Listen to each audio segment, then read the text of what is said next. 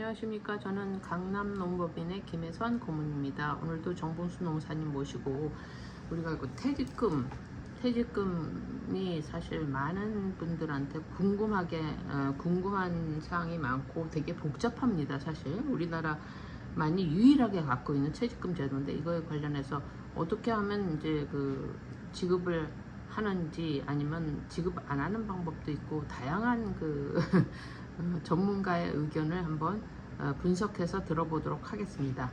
예, 안녕하십니까. 공인노무사 정봉수입니다.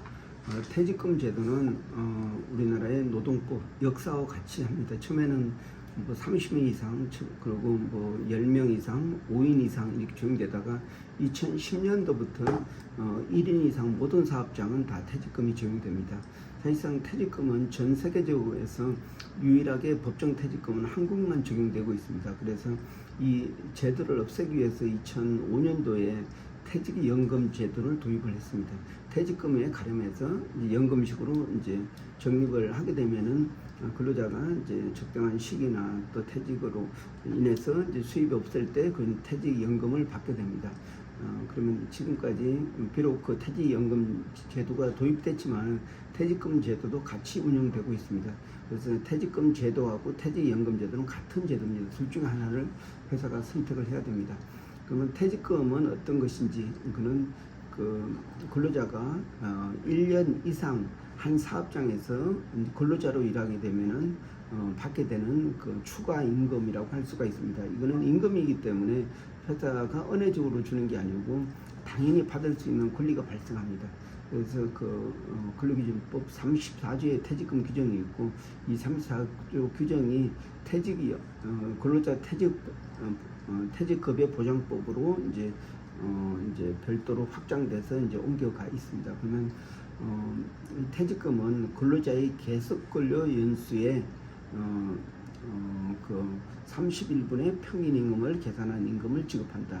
그러니까 계속 근로 연수 1년에 대해서 31분의 평균 임금, 다시 말해서 한 달치 임금을 근속 연수 곱하기 해서 지급을 하게 됩니다. 그래서 이제 여기서는 31분의 평균 임금, 그러니까 여기서는 그만 평균 임금을 계산해서 이제 퇴직금을 지급하게 되는데, 평균 임금은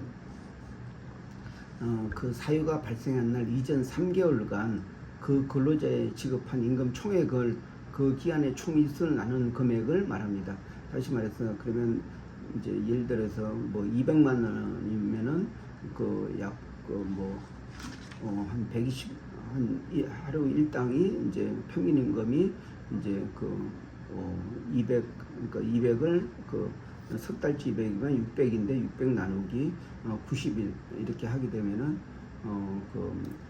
하루치 평균 임금이 나옵니다. 이 하루치 평균 임금 곱하기 30일 곱하기 근속 연수하게 되면은 자기가 가져가는 퇴직금이 되겠습니다.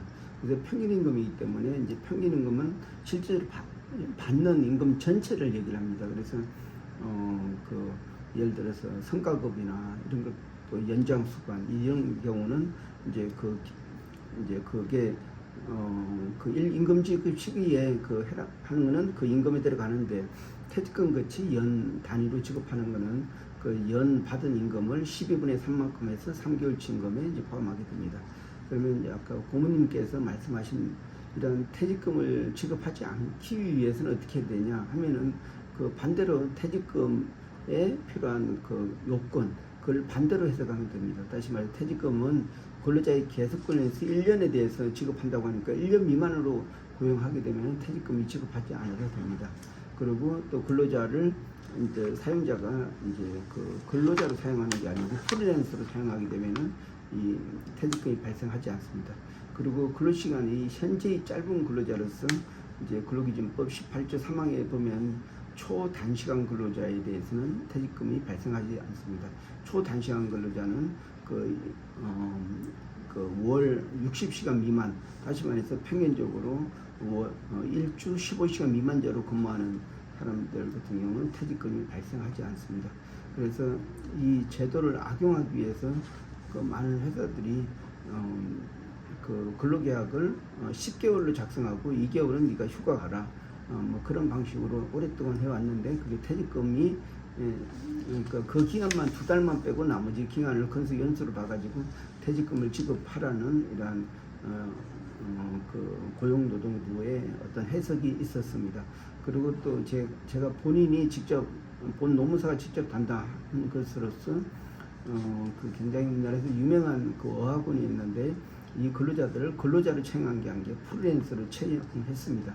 그래서 월 임금을 다른 근로자들보다 한 2배 정도 아니 더 주면서 뭐 굉장히 고급화를 했지만은 너희는 그 영어를 가르치는 서비스를 하는 거다. 너희는 이제 근로자가 아니다. 스스로 이제 동의하는 사인을 했습니다. 그런데 이제 근로기준법을 위반한 근로계약은 무효가 된다는 이제 근로기준법 15조 규정에 따라서 그건 효력이 없었고 그러면 실질적으로 이렇게 프리랜서로 이제 계약을 했는데 그러면 노동법에서는 실질적인 근로관계로 따졌을 때 그 근로자가 근로자인지 프리랜서인지 이걸 가지고 따집니다. 근데 여기 이 어학원에서는 시간급으로 계산해서 다 임금을 지급했고 그러다 보니까 주휴수당을 주지 않았고 연차수당 주지 않았고 퇴직금을 주지 않았습니다. 그래서 우선은 여기 그러니까 해당 그 근로를 제공하는 분들이 근로자인지 아닌지 이걸 따지는 부분이 굉장히 중요합니다.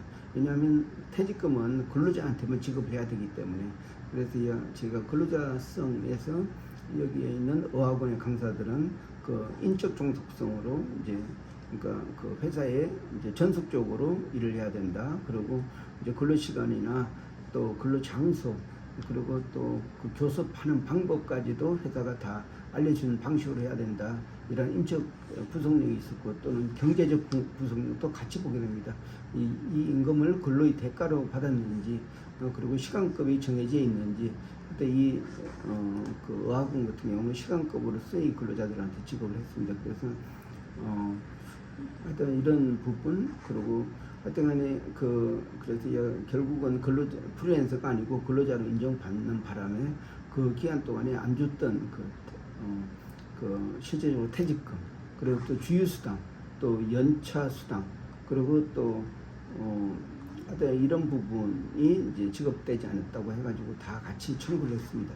그 당시에 소가가 한 9억 정도 됐는데 실제적으로 소가는 한 4억인데 이자가 한 5억 정도 들어가지고 회사가 부담할 금액이 한 9억 정도 됐었습니다. 그래서 좀 그런 걸 볼 때 이 퇴직금 이거는 이제 여기에서 분명히 알아야 될 거는 퇴직금은 그 근로자한테 지급을 해야 된다. 또 하나는 이제 계속 근로에서 1년 이상을 이제 근무를 해야지 지급돼야 된다. 또 하나는 그리고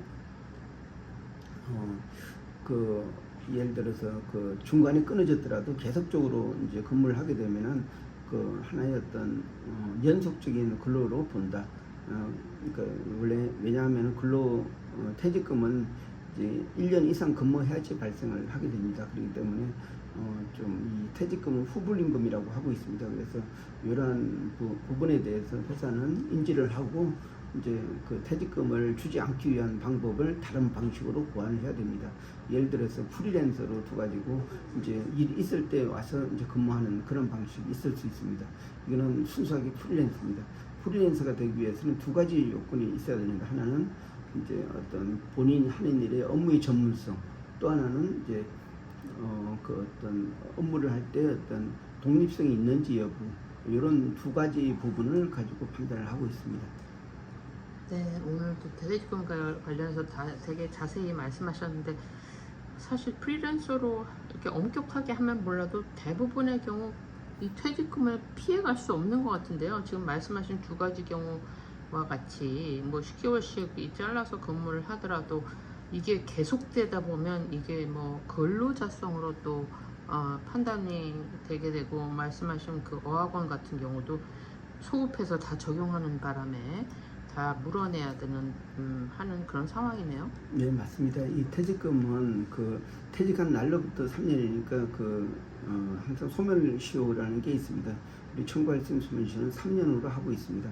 그래서 이제 사실 이 퇴직금이 그러니까 퇴직연금으로 되면서 확정기여형, 확정급여형, DC, DB형이 있는데 DB 확정급여형 같은 경우는 이제 퇴직금하고 똑같이 이제 그 은행에서 이제 돈을 맡겨서 그러니까 여기서 금융기관이라고 하면은 은행, 정권회사, 보험회사 세 군데를 얘기를 하고 있습니다. 근데 이 금융기관에서 이제 돈을 이제 회사로부터 맡아가지고 이제 그 근로자가 퇴직할 때 이제 퇴직하는 직접 이제 IRP 계좌를 넣어준다든지 퇴직금을 지급받는다든지 이런 방식으로 이제 하는 게 바로 확정 급여형이고 확정 기한형은 말 그대로 중간정산 같이 근로자 이름으로 그 매달 또는 매년 연봉에 뭐 또 월급의 8.3%씩 그 납부하는 제도입니다. 그러니까 사실 이게 8.3% 임금이 추가적으로 회사는 항상 지급을 해야 된다 이런 내용으로 이제 이해를 하면 될 것 같습니다. 네, 오늘 그 자세한 말씀 감사하고 앞으로 이렇게 퇴직금 관련해서 사실은 한 번에 이거를 다 우리가 그 말씀을 드릴 수 없기 때문에 궁금한 사항은 저희 강남노무법인에 찾아오셔서 자문을 받으시면 될 것 같습니다.